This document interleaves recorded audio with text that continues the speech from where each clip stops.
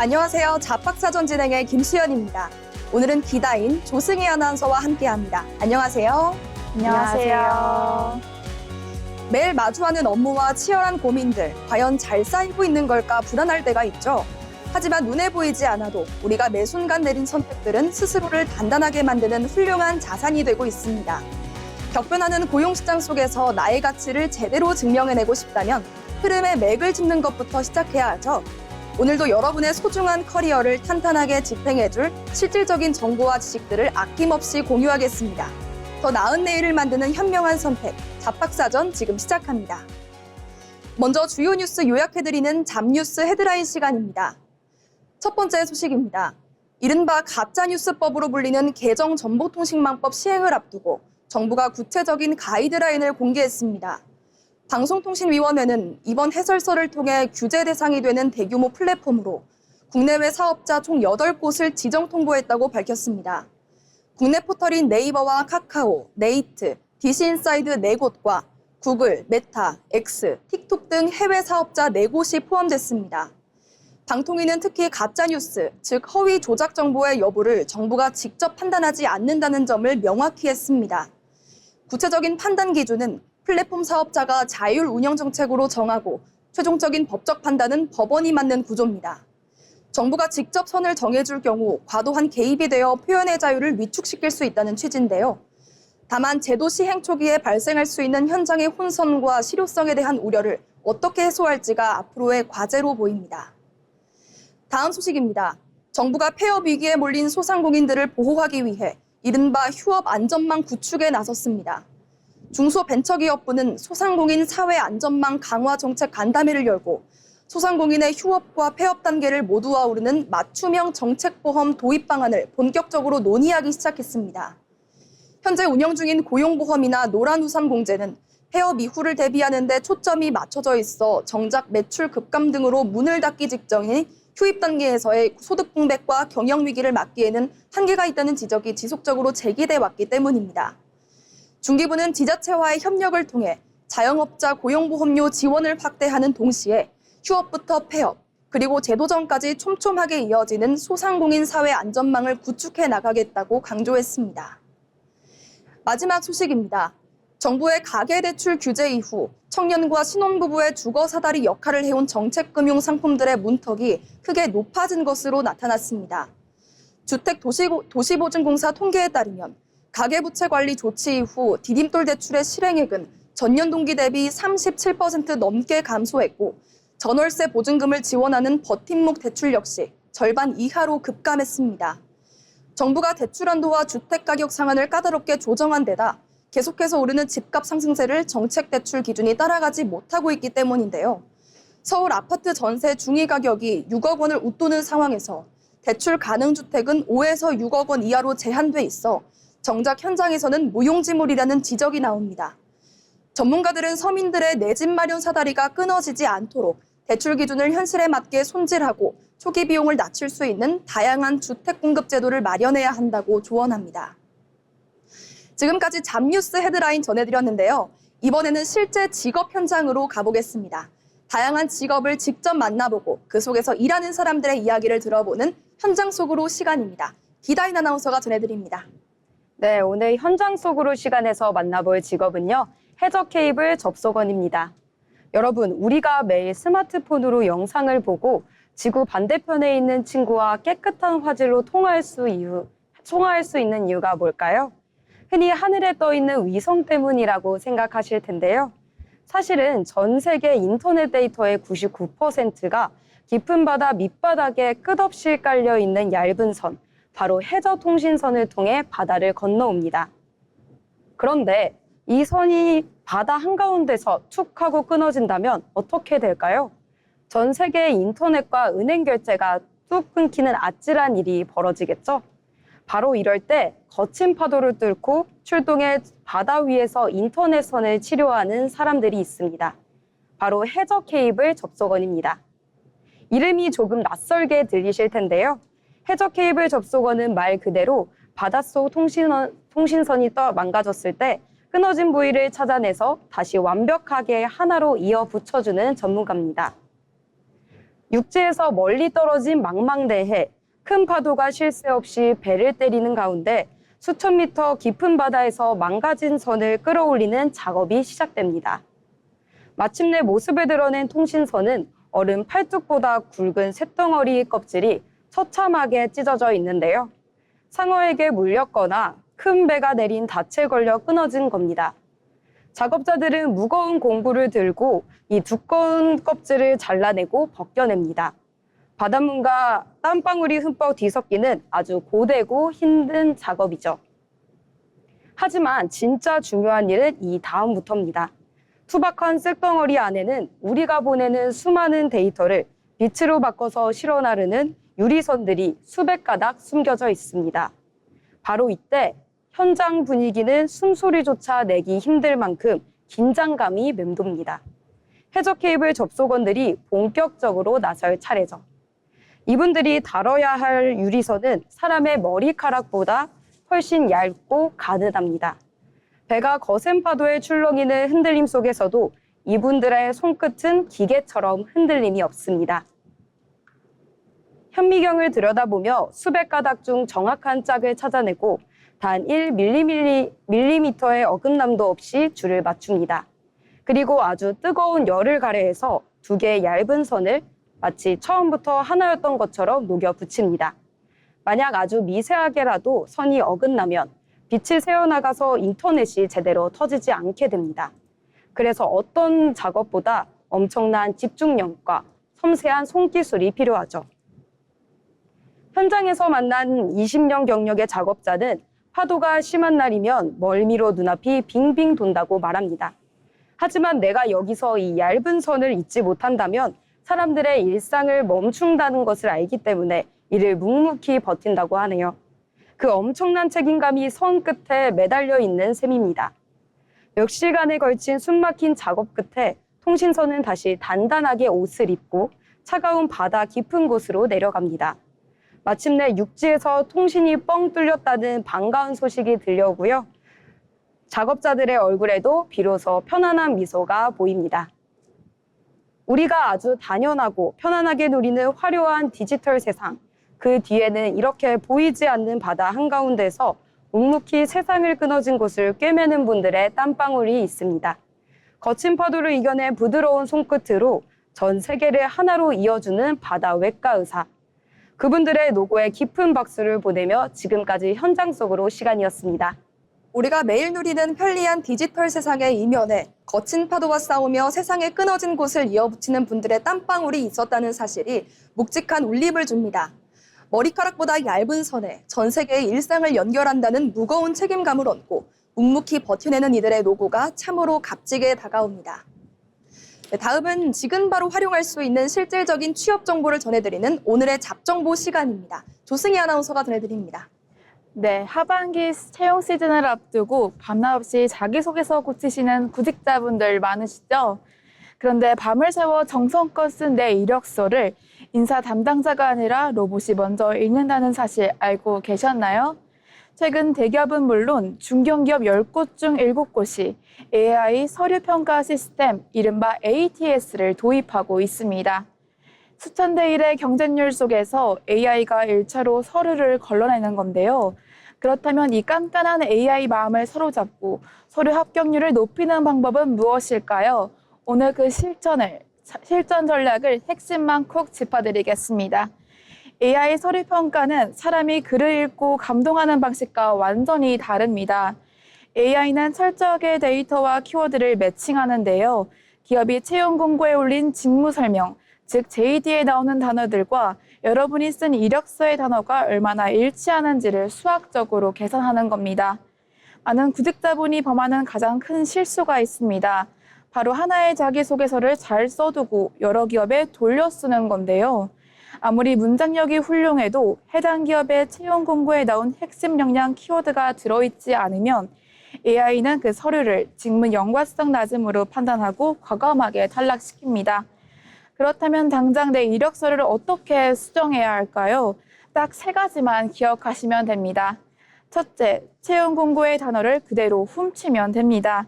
예를 들어 공고에 데이터 분석 역량 우수자라고 적혀 있으면 내 자소서에도 데이터를 다루는 능력 대신 정확히 데이터 분석 역량이라는 단어를 그대로 사용해야 합니다.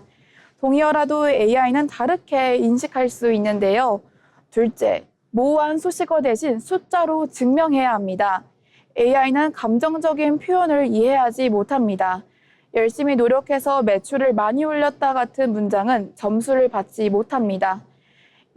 대신 3개월간 신규 고객 유치 마케팅을 진행해 전분기 대비 매출 15% 상승을 달성했다처럼 행동과 구체적인 성과 지표를 숫자로 적어야 AI가 우수한 역량으로 인지합니다. 세 번째는 자소서의 소제목을 적극 활용하는 겁니다. AI는 문단별로 핵심 내용을 파악할 때 소제목을 기준으로 삼는 경우가 많습니다. 소제목에 내가 강조하고 싶은 직무 키워드와 성과를 요약해서 적어두면 AI 평가에서 높은 가산점을 받을 수 있습니다. 반대로 감점을 피하는 것도 중요하겠죠. AI는 맞춤법과 띄어쓰기 오류에 사람보다 훨씬 엄격합니다. 오탈자가 많으면 신뢰도가 급격히 떨어지고요. 특히 다른 기업의 이름을 그대로 적거나 인재상을 잘못 인용하는 치명적인 실수는 AI가 가장 먼저 잡아내니까요. 제출 전 맞춤법 검사기와 기업 명칭 확인은 필수입니다. 시대가 바뀌면 전략도 바뀌어야 합니다. 이제 이력서는 단순히 나의 연대기를 적는 곳이 아니라 기업에 원하는 스킬과 내 경험을 매칭하는 데이터 시트입니다. 오늘 알려드린 팁들을 활용하셔서 여러분의 이력서를 AI 맞춤형으로 탄탄하게 업그레이드 해보시길 바랍니다. 지금까지 오늘의 잡정보였습니다. 결국 깐깐한 AI의 마음을 움직이는 건 화려한 미사여구가 아니라 정확한 키워드와 숫자였습니다. 기업이 원하는 단어로 여러분의 무기를 당당하게 증명해내신다면 수천 대 1의 경쟁률 속에서도 여러분의 진가는 반드시 빛을 발할 것입니다. 세상에는 우리가 아직 잘 알지 못하는 다양한 직업들이 존재하는데요. 새롭게 떠오르는 직업과 앞으로 주목해야 할 미래 직종을 살펴보는 시간, 직업의 세계 유상화 아나운서가 전해드립니다. 새로운 직업과 미래 유망 직종을 소개하는 직업의 세계 시간입니다. 여러분, 만약 기업에서 면접을 본 후에 합격, 불합격 여부를 사람이 아니라 AI가 먼저 판단한다면 어떨까요?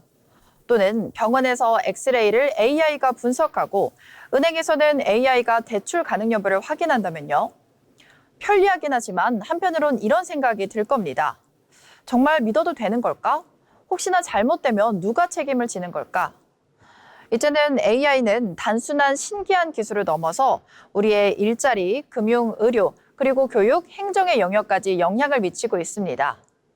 그래서 앞으로는 AI를 잘 만드는 사람만큼이나 AI가 안전하고 공정하게 작동하는지 검증하는 사람이 중요해지고 있는데요.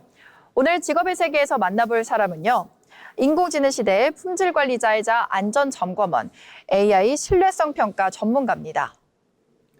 AI 신뢰성 평가 전문가는 말 그대로 AI 시스템이 믿을 수 있게 작동하는지를 평가하는 사람입니다. AI가 내놓은 답변이 정확한지, 특정 성별이나 나이, 지역에 따라서 편향돼 있진 않은지, 개인정보를 부적절하게 활용하고 있진 않은지 등 예상치 못한 상황에서도 안전하게 작동하는지 점검하는 역할을 합니다. 쉽게 말해서 자동차가 도로에 나오기 전에 충돌 테스트를 거치는 것처럼 AI도 실제 사회에 투입되기 전에 여러 조건에서 안전성 테스트를 받아야 하는 거죠. 이때 AI 신뢰성 평가 전문가는 데이터와 알고리즘, 사용자 환경, 법적 기준을 종합적으로 살펴보면서 AI가 사람에게 해를 끼치지 않도록 문제의 원인을 파악하고 더 나은 해결 방안을 제시합니다. 그럼 실제 현장에서는 전문가들이 어떻게 활약을 하고 있을까요? 대표적인 분야가 채용입니다. 이미 많은 기업들이 채용하는 과정에서 자기소개서 분석, 면접 영상 평가 등에서 AI를 활용하고 있습니다. 하지만 AI가 과거 데이터를 학습하는 과정에서 특정 성별이나 나이, 경력 유형에 따라서 유리한 판단을 하게 된다면 공정성에 문제가 생기겠죠. 이때 AI 신뢰성 평가 전문가는 AI가 어떤 기준으로 지원자를 평가하는지, 그리고 특정 집단의 불리한 결과가 반복되는지를 점검합니다. 의료 분야에서도 함께 볼까요? AI가 질병 가능성을 예측하거나 영상 판독을 도와줄 때 정확도뿐만 아니라 오진 가능성 그리고 책임 소재까지 반드시 확인을 해야 됩니다. 금융 분야에서도 쓰이고 있는데요. 대출 심사나 보험 심사 AI가 소비자들에게 불합리한 결정을 내리지 않도록 점검해야 합니다. 결국 AI 신뢰성 평가 전문가는 기술과 사람 사이에서 균형을 잡아주는 역할을 합니다. AI가 더 빠르게 판단하도록 돕는 것이 아니라 더 책임 있게 판단을 하도록 돕는 역할을 하는 사람입니다. 그렇다면 이 직업은 어떻게 준비해야 될까요? 크게 세 가지 역량이 필요한데요. 첫 번째로는 AI와 데이터에 대한 기본 이해입니다. AI가 어떤 데이터를 학습하고 어떤 방식으로 결과를 내놓는지 알아야 문제의 원인을 찾아낼 수 있습니다. 반드시 개발자처럼 모든 코드를 다 알아야 하는 것은 아니지만 머신러닝, 데이터 분석, 알고리즘의 기본 원리는 이해하고 있어야 합니다. 두 번째 역량으로는요, 윤리와 법, 사회적 기준을 읽는 능력입니다. AI는 기술이지만 그 결과는 사람의 삶에 영향을 주죠. 그래서 개인정보 보호, 차별 방지, 실명 책임 같은 사회적 규칙을 함께 이해해야 합니다. 세 번째로는 커뮤니케이션 능력인데요. AI 신뢰성 평가 전문가는 개발자, 법무팀, 경영진 사이에서 위험 요소를 설명하고 개선 방향을 조율해야 합니다. 기술적인 문제를 사람의 언어로 풀어내는 능력이 이 직업의 큰 경쟁력이 될 수 있습니다. AI는 앞으로 더 많은 결정을 사람을 대신해서 하게 될 겁니다. 하지만 아무리 뛰어난 기술이라도 사람이 믿지 못하면 사회 속에 자리 잡을 수 없습니다. 그래서 이제 기업과 기관은 AI를 도입하는 것에서 멈추지 않고 이 AI 시스템이 공정한지, 안전한지, 설명 가능한지까지 증명해야 합니다. 과거에는 제품이 완성된 뒤 품질 검사를 했다면 앞으로는 AI가 사회에 들어오기 전에 그 판단의 품질을 검사하는 시대가 되고 있습니다. 기술의 속도를 따라가면서도 사람의 권리와 안전을 지켜내는 사람들. 오늘은 인공지능 시대의 새로운 안전관리자, AI 신뢰성 평가 전문가에 대해서 알아봤습니다. 지금까지 직업의 세계였습니다. 인공지능 기술이 우리 일상에 깊숙이 파고든 만큼 편리함 이면에 숨은 부작용을 걸러내는 일이 무엇보다 중요해진 시점입니다. 결국 기술의 발전만큼이나 그것이 공정하고 안전하게 작동하는지 검증하는 역할이 핵심 경쟁력이 된 시대가 아닐까 싶습니다. 이번 시간은 변화하는 사회 속에서 우리의 일하는 방식을 들여다보는 잡토크 시간입니다.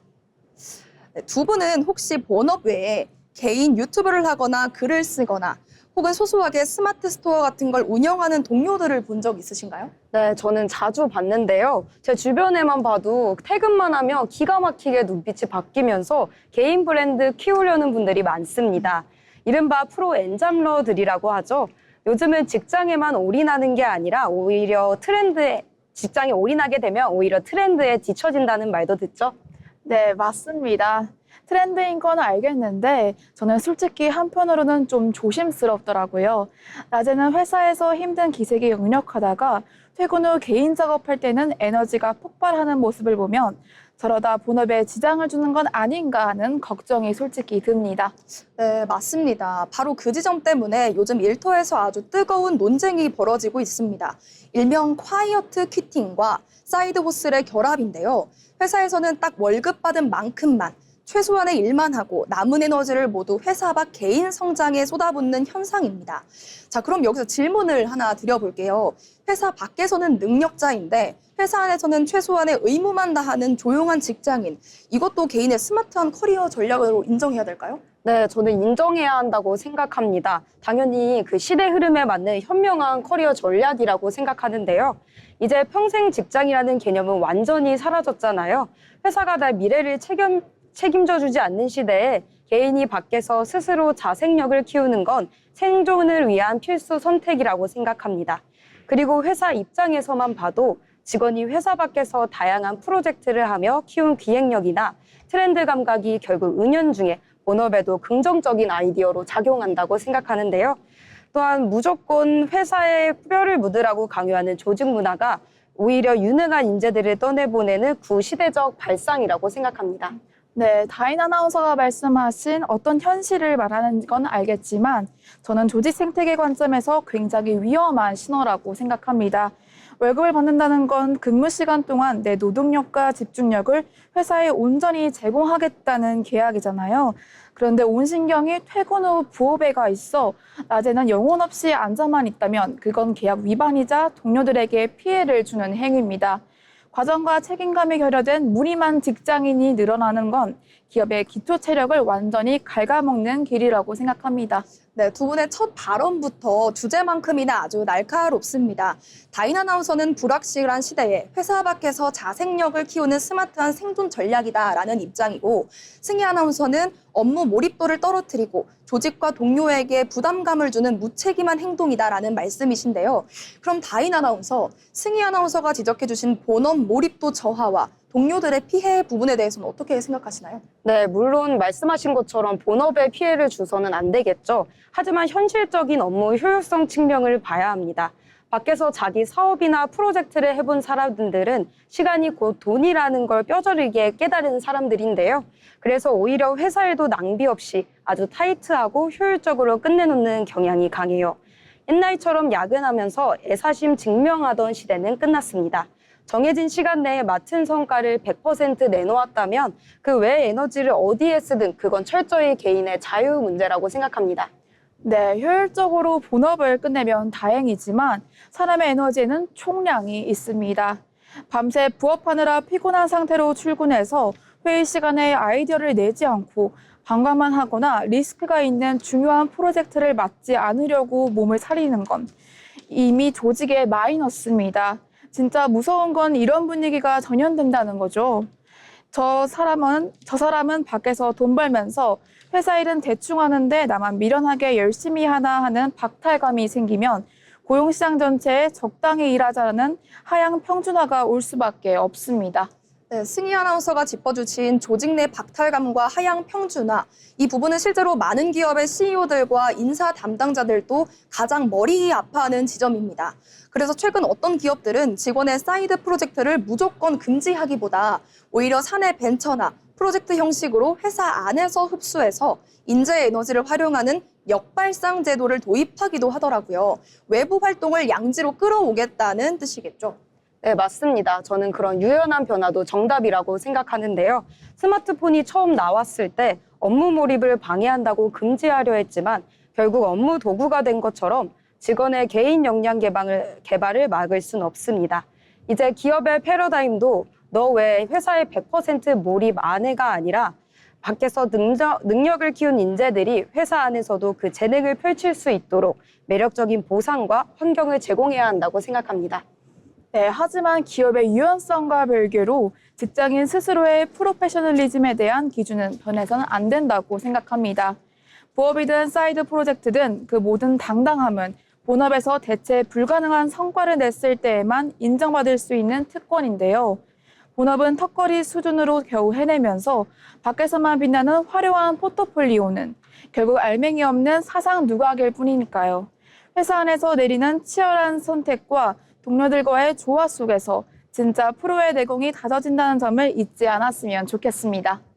네, 오늘 이야기를 종합해보면 중요한 건 내가 회사 안과 밖, 어디에 서 있느냐는 장소의 문제가 아니라 내 이름 석자를 걸고 하는 일에 얼마나 주인의식과 프로다운 책임감을 갖고 있느냐인 것 같습니다. 회사 밖에서 아무리 훌륭한 성과를 내더라도 매일 마주하는 본업의 동료들에게 신뢰를 주지 못한다면 결코 반쪽짜리 능력자에 불과하다는 생각이 듭니다. 내 삶의 무대를 넓혀가되 지금 내가 딛고 선 발판을 단단히 다지는 것이 진짜 내공이라는 점 우리 모두가 기억해야겠습니다. 지금까지 잡토크였습니다.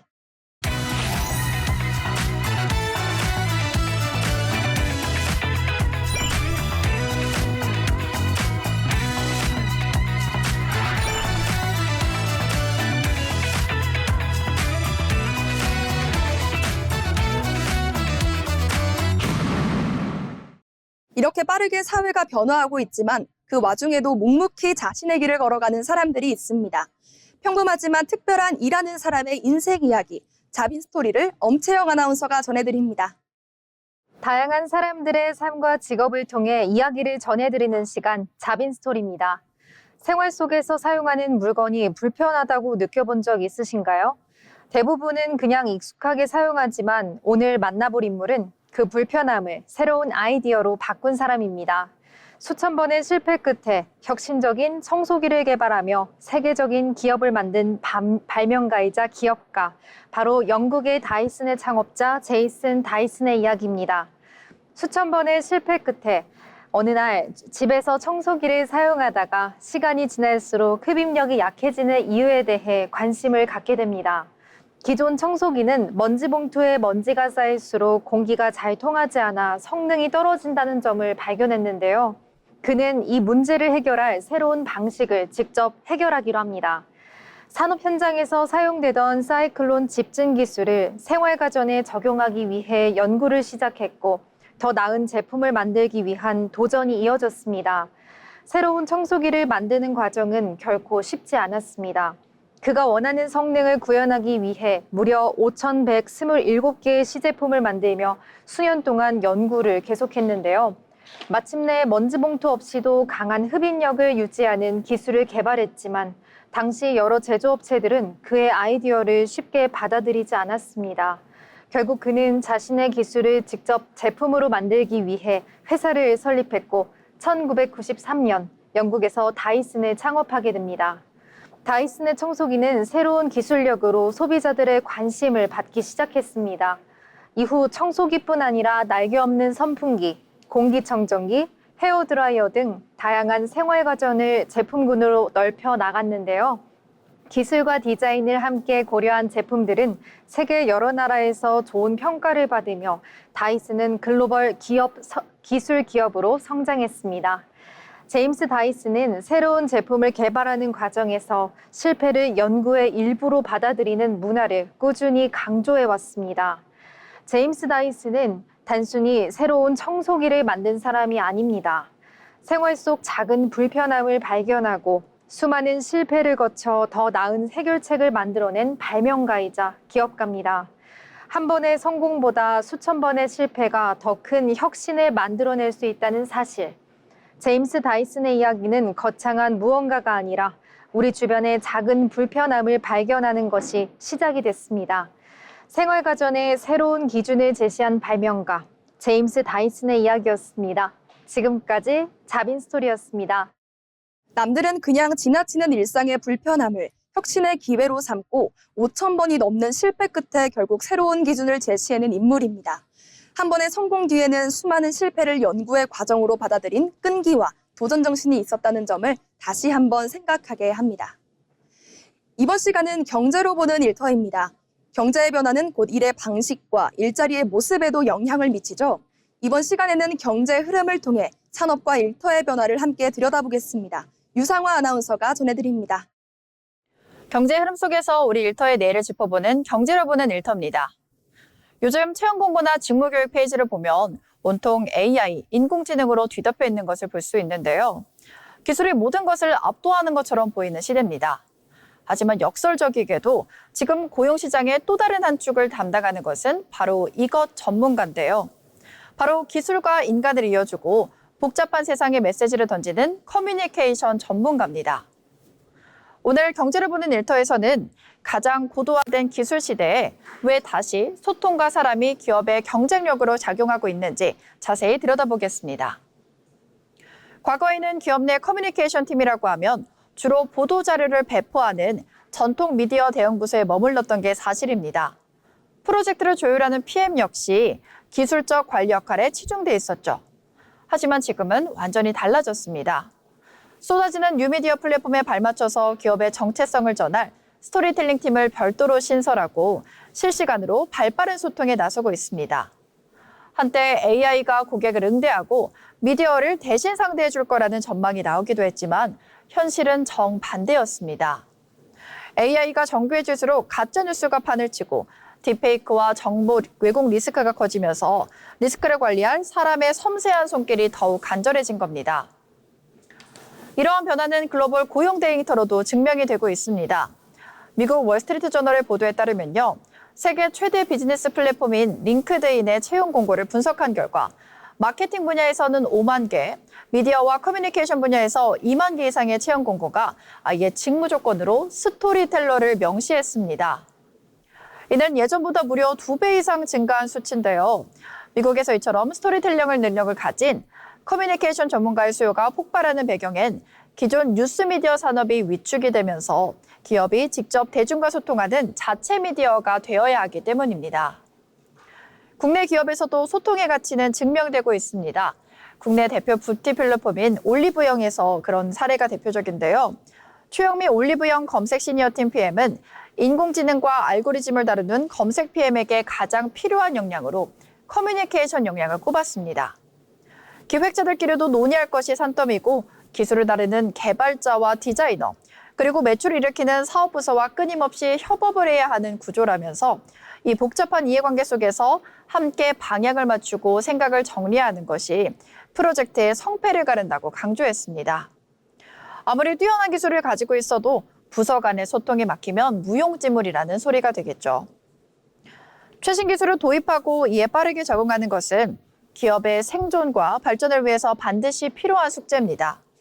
하지만 그 거대한 기술을 움직이고 조직을 하나로 묶어 성과를 내는 것은 결국 사람과 사람 사이에 협업이 있어야만 가능한 일입니다. 기술이 고도화되고 경제적 패러다임이 격변하는 시대일수록 역설적으로 인간의 따뜻한 소통 능력이 섬세한 손길 또한 더욱 필수적인 가치가 되고 있습니다. 지금까지 경제를 보는 일터였습니다. 아무리 뛰어난 기술을 가졌더라도 부서 간의 소통이 막히면 무용지물이 되듯 복잡한 이해관계를 조율하는 협업의 가치는 더욱 커지고 있습니다. 급변하는 경제 패러다임 속에서 역설적으로 인간 고유의 따뜻한 커뮤니케이션 능력이 왜 필수적인 가치인지에 대해 다시 한번 생각하게 됐습니다. 네, 이번 시간은 데이터로 본 일터 잡이슈 시간입니다. 통계와 데이터를 통해 요즘 노동시장에서 나타나는 변화를 살펴보는 시간인데요. 첫 번째로 이야기 나눠볼 주제는 다인 아나운서가 준비해 주셨습니다. 네, 최근 연인들 사이에서 헤어지자마자 다른 사람을 만나는 걸 환승연애라고 부르죠. 그런데 요즘 노동시장에서도 이 환승이 가장 뜨거운 키워드입니다. 바로 재직 중에 조용히 다음 직장을 구해놓고 퇴사하는 이른바 환승이직인데요. 관련해서 제가 아주 흥미로운 설문조사 데이터를 가져왔습니다. 국내 주요 채용 플랫폼이 직장인 1,500명을 대상으로 조사한 결과 전체 응답자의 무려 75%가 현재 재직 중에 다른 회사로의 이직을 준비하고 있거나 시도해본 적이 있다고 답했습니다. 10명 중 7명은 회사 모니터에 엑셀 창을 띄워놓고 속으로는 이력서를 업데이트하고 있죠. 두 분은 이 압도적인 수치 어떻게 보시나요? 72%면 정말 대단한 수치네요. 예전에는 보통 퇴사라고 하면 사표를 던지고 한두 달 정도 푹 쉬면서 재충전도 하고 그다음에 천천히 다음 직장을 알아보는 게 일반적인 수준이었잖아요. 그런데 요즘은 금요일에 기존 회사에서 퇴사 송별회를 하고 바로 다음 주 월요일에 새 회사로 출근하는 분들이 정말 많아졌다고 합니다. 평생 직장이라는 단어는 이제 국어 사전에서나 찾아봐야 될 것 같아요. 네, 맞습니다. 이렇게 직장인들이 쉴 틈 없이 곧바로 환승을 택하는 데에는 명확한 이유가 있습니다. 바로 공백기 리스크 때문인데요. 데이터를 보면 그 이유가 확실해집니다. 인사 담당자들의 65%는 지원자의 공백기가 6개월 이상 길어질 경우 채용을 망설이게 된다고 답했습니다. 감각이 떨어졌거나 조직 적응력에 문제가 있을 수 있다고 지레 짐작하는 거죠. 직장인들 역시 퇴사 후 구직 기간이 길어지면 심리적으로 쫓기게 되고 결국 원하지 않는 조건으로 하향 지원하게 되는 뼈아픈 경험을 통계가 보여주고 있습니다. 네, 정확한 분석이신데요. 또 게다가 이 환승이직은 연봉 협상 데이터와도 직결되고 있습니다. 보통 이직할 때 직접 연봉 기준으로 협상을 하잖아요. 재직 중인 상태, 즉 나 돌아갈 곳이 있는 상태에서 협상 테이블에 앉은 구직자는 평균 10에서 15%의 연봉 인상률을 끌어냈습니다. 반면 이미 퇴사해서 소속이 없는 상태의 구직자는 연봉이 동결되거나 오히려 깎이는 비율이 30%에 달했는데요. 또한 직장인들 입장에서는 몸값을 제대로 인정받기 위해 환승이직이 선택이 아니라 필수 전략이 된 셈이죠. 네, 듣고 보니 구직자들의 영리한 생존 전략이네요. 그런데 기업들 입장에서 이렇게 직원들이 수시로 환승해버리면 인력 관리가 너무 힘들지 않을까요? 네, 물론 골치는 아프겠지만 사실 이 판을 깐 건 기업들입니다. 기업들의 채용 방식 데이터를 보면 알 수 있는데요. 과거 수천 명씩 뽑던 대규모 공개 채용 비율은 최근 5년 새 반토막이 났습니다. 대신 필요한 인력을 그때그때 뽑는 수시 채용 비중이 대기업 기준 70%를 넘어섰죠. 기업들도 당장 내일 출근해서 실무를 쳐낼 수 있는 경력직을 원하다 보니 자연스럽게 다른 회사에 다니고 있는 사람들을 빼오는 구조가 된 겁니다. 네, 맞습니다. 당장 실무자가 필요한 기업과 몸값을 높여 이동하고 싶은 직장인의 니즈에 딱 맞아떨어진 결과가 바로 이 환승이직 트렌드인 것 같은데요. 결국 노동시장의 유연성이 그 어느 때보다 커졌다는 뜻이겠죠. 기업은 이제 직원을 붙잡기 위해 단순히 월급뿐만 아니라 지속적인 성장 비전을 제시해야 하고요. 직장인 역시 언제든 환승할 수 있는 본인만의 직무 데이터를 차곡차곡 쌓아야 가야 될 것 같습니다. 네, 다음은 승희 아나운서가 준비한 주제로 이야기 나눠보겠습니다. 승희 아나운서 어떤 주제 가져오셨나요? 네, 오늘 제가 아주 흥미롭고도 서글픈 일터의 데이터를 하나 준비해왔습니다. 두 분은 혹시 회사에서 3년차 대리나 과장이라고 하면 보통 어떤 이미지를 떠오르시나요?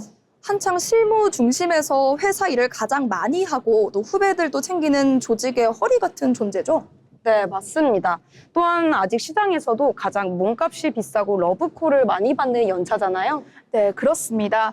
그런데 최근 데이터는 전혀 다른 방향을 가리키고 있는데요. 요즘 이 3, 4년차 경력직들이 자기 경력을 완전히 지워버리고 대졸 신입사원 공고에 생신입으로 다시 지원하는 이른바 경력 리셋 현상이 데이터로 급증하고 있습니다.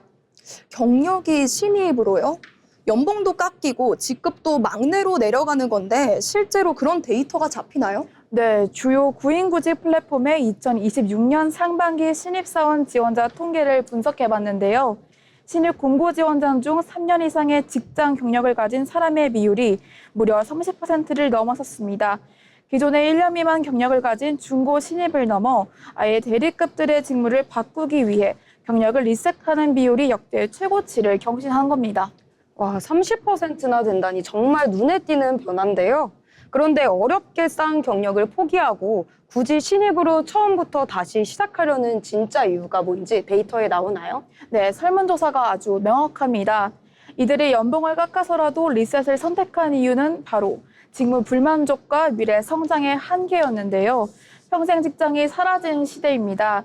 나랑 맞지 않는 옷을 입고 이 회사에서 20년, 30년을 버티느니 하루라도 젊을 때 내가 원하는 직무로 완전히 리셋해서 롱런하겠다는 2030 세대의 냉정한 생존 전략이 데이터로 드러난 겁니다. 네, 듣고 보니 고개가 끄덕여지면서도 취준생들 입장에선 참 야속하겠다는 생각이 듭니다.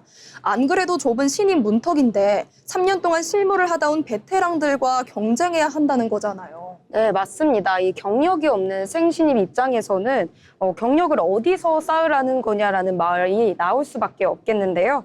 기업들 입장에서는 이 현상을 어떻게 보나요? 당연히 경력 리셋 쪽으로 보겠죠? 네, 흥미롭게도 기업들의 반응은 반반 갈립니다. 기업 500개사의 대상으로 경력 리셋 신입에 대한 인식을 조사했더니 조직 적응이 빠르고 기본 매너가 있어서 선호한다는 답변이 많았지만 반대로 나이가 많아 기존 직원들과 조직 문화가 안 맞거나 또 금방 퇴사할까 봐 부담스럽다는 데이터도 만만치 않습니다. 즉 무조건 경력이 많다고 신입 면접에서 유리한 건 아니라는 뜻입니다. 네, 결국 회사 간판보다 나에게 맞는 직무 스킬이 있느냐가 핵심이 된 건데요. 데이터를 보니까 취업과 이직의 경계가 완전히 무너졌다는 게 실감이 납니다. 네, 정확합니다. 오늘 데이터가 보여주는 결론은 하나인데요. 노동시장의 패러다임이 회사 중심에서 철저하게 직무 중심으로 바뀌었다는 것입니다. 이제는 내가 어느 회사에 다니느냐보다 내가 어떤 전문성을 가지고 대체 불가능한 인재가 되느냐가 중요한 시대입니다. 취업이나 이직을 고민 중이라면 나의 경력 유효기간을 늘릴 진짜 내일이 무엇인지 데이터의 경고를 통해 점검해 보셨으면 좋겠습니다. 지금까지 데이터를 보는 일터였습니다. 어렵게 쌓은 연차를 버리고 신입으로 돌아가는 선택이 결코 후퇴가 아니라는 점을 오늘 데이터가 잘 보여주고 있습니다. 결국 중요한 건 회사의 간판이나 연차가 아니라 내 유효기간을 늘려줄 나만의 직무 전문성을 확보하는 일이 아닐까 싶은데요. 변화하는 고용시장 속에서 나의 진짜 일을 점검해보는 시간이었습니다. 지금까지 데이터로 본 일터였습니다.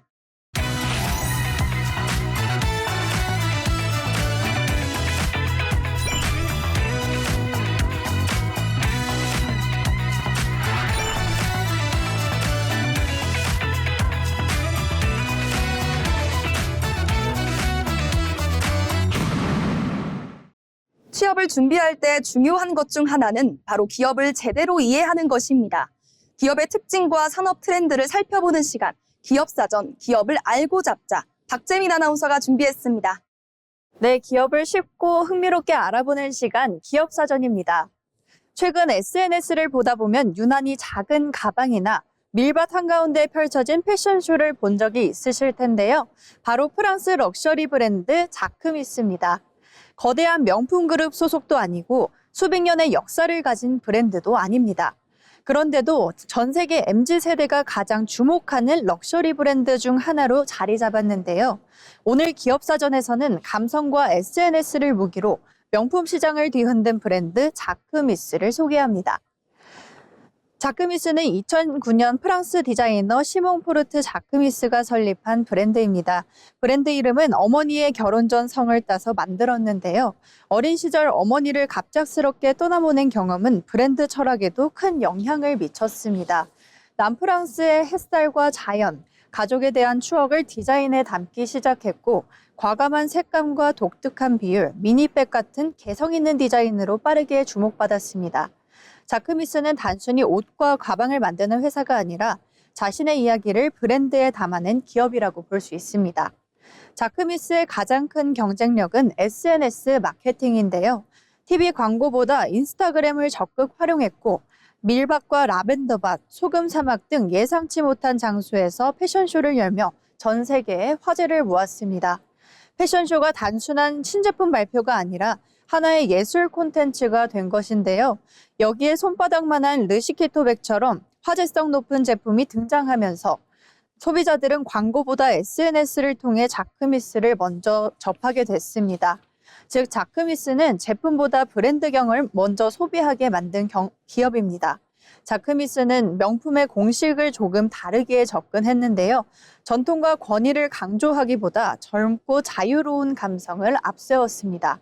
창업자인 시몽 포르트 자크미스가 직접 SNS를 운영하며 자신의 일상과 브랜드 철학을 공유했고 브랜드와 소비자의 거리를 크게 좁혔습니다. 또 생산량을 무리하게 늘리기보다 희소성을 유지하며 브랜드 가치를 높였는데요. 이러한 전략은 젊은 소비자들에게 새로운 럭셔리 브랜드라는 이미지를 심어주는 데 성공했습니다. 자크미스는 이제 프랑스를 넘어 미국과 중동, 아시아 시장까지 영향력을 넓혀가고 있습니다. 최근에는 플래그십 스토어를 확대하고 뷰티와 라이프 스타일 분야까지 사업을 확장하고 있는데요. 특히 글로벌 명품 기업들과 협업 가능성도 꾸준히 거론되며 성장 기대를 높이고 있습니다. 매출 규모는 초대형 명품 브랜드보다 작지만 브랜드 영향력만큼은 럭셔리 시장에서 손꼽히는 수준으로 평가받고 있습니다. 작은 독립 브랜드에서 세계적인 럭셔리 브랜드로 성장한 자크미스. 자크미스는 화려한 광고보다 브랜드 스토리와 SNS 콘텐츠로 소비자의 마음을 사로잡고 있습니다. 제품을 판매하는 것을 넘어 사람들이 사진을 찍고 공유하고 경험하고 싶은 브랜드를 만드는 것이 가장 큰 경쟁력이었는데요. 명품은 역사만으로 만들어지는 것이 아니라 새로운 이야기를 만드는 힘에서도 탄생할 수 있다는 것을 보여준 사례였습니다.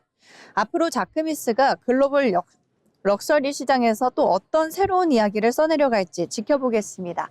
지금까지 기업사전이었습니다.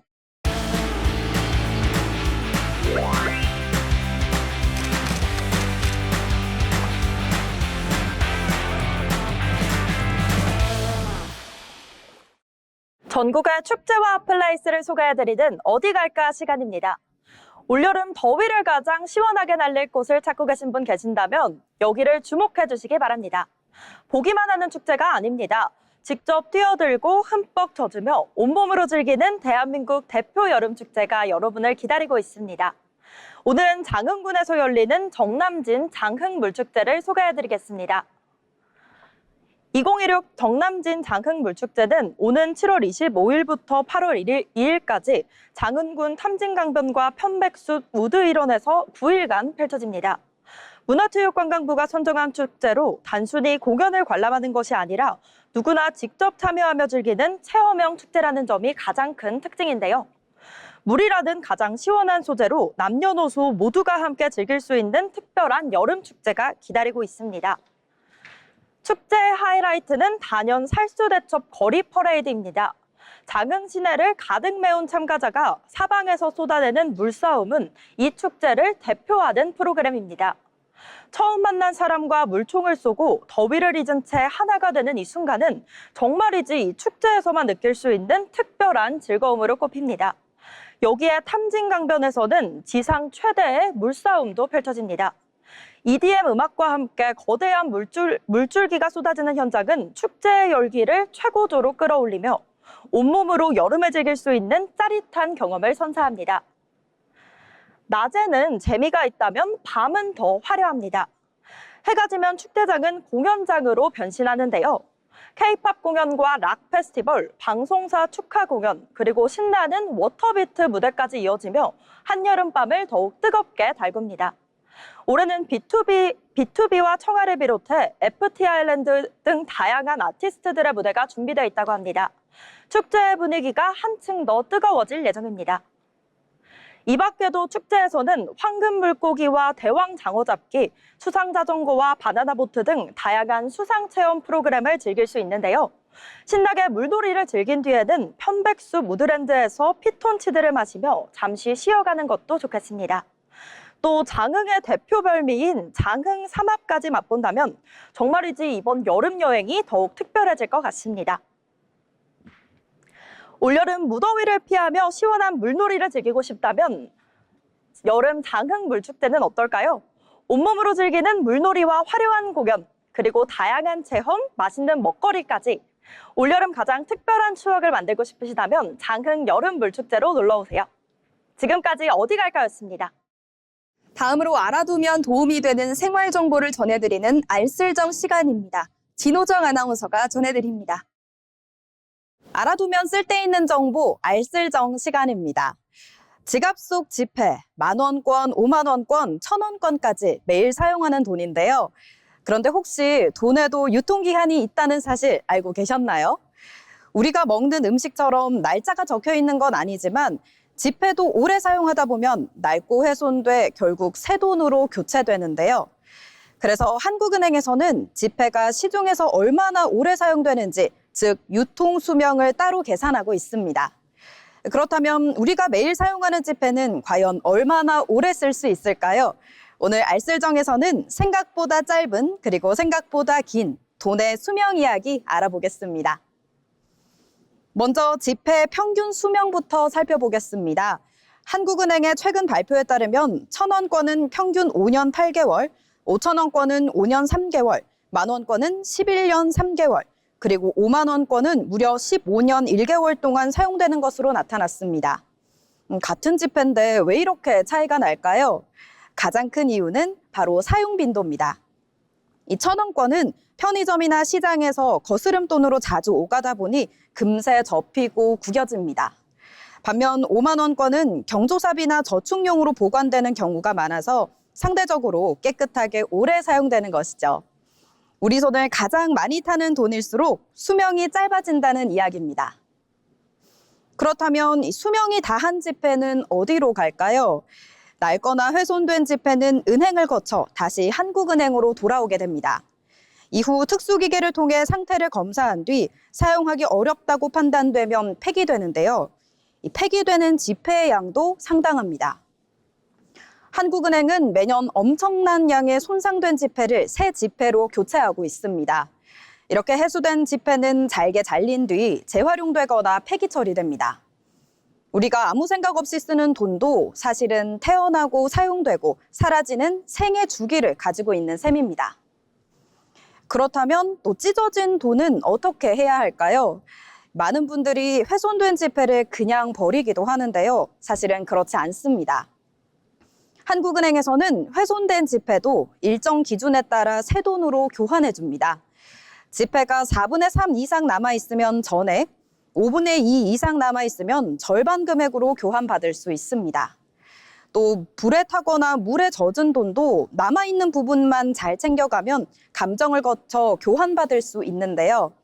실제로 화재 현장에서 검게 탄 돈을 복원해 새 돈으로 바꿔준 사례도 적지 않다고 합니다. 혹시 집에 찢어진 돈이 있다면 무심코 버리기 전에 한번 확인해 보시는 게 좋겠죠. 왜 이렇게 번거롭게 오래된 돈을 계속 새 돈으로 바꾸는 걸까요? 이유는 크게 두 가지입니다. 첫 번째는 위조 방지입니다. 너무 낡은 지폐는 숨은 그림이나 홀로그램 같은 보안 장치가 잘 보이지 않게 됩니다. 두 번째는 화폐에 대한 신뢰입니다. 깨끗하고 상태가 좋은 돈이 유통돼야 사람들이 안심하고 사용할 수 있기 때문인데요. 사실 돈의 가치는 종이 자체에 있는 게 아니라 모두가 그 돈을 믿고 사용한다는 데 있습니다. 그래서 한국은행은 지금 이 순간에도 낡은 돈을 새 돈으로 교체하며 화폐 신뢰를 유지하고 있는 겁니다. 오늘은 돈의 유통기한, 정확히는 화폐 유통 수명에 대해 알아봤습니다. 지갑 속 지폐는 영원히 사용되는 것이 아니라 수년 동안 수많은 사람의 손을 거친 뒤 낡으면 사라지고 다시 새 지폐가 그 자리를 채웁니다. 1,000원권은 약 5년, 5만 원권은 15년 넘게 사용된다고 하니까 지폐마다 삶의 길이도 제각각인 셈인데요. 어쩌면 우리가 무심코 주고받는 돈 한 장에도 수많은 사람들의 일상과 경제 활동의 흔적이 담겨 있는지도 모르겠습니다. 오늘 집에 돌아가시면 지갑 속 지폐를 한번 살펴보는 건 어떨까요? 혹시 여러분의 지갑 속에도 오랜 세월을 버텨낸 장수 지폐가 숨어 있을지 모릅니다. 지금까지 알아두면 쓸데있는 정보 알쓸정이었습니다. 네, 오늘 방송 벌써 마칠 시간입니다. 끊임없이 바뀌는 일터의 패러다임 속에서도 내가 가진 진정한 가치는 결코 변하지 않습니다. 오늘 자팍사전이 짚어드린 트렌드가 여러분이 마주할 수많은 기회 앞에서 가장 든든하고 강력한 나침반이 되었기를 바라는데요. 남들이 보지 못하는 가능성을 믿고 매일 한 걸음씩 성장해 나가는 여러분의 아름다운 여정을 늘 곁에서 함께하겠습니다. 다음 이 시간에도 여러분의 내일을 더 가치 있게 만들어줄 깊이 있는 인사이트와 함께 돌아오겠습니다. 시청해주신 여러분 고맙습니다.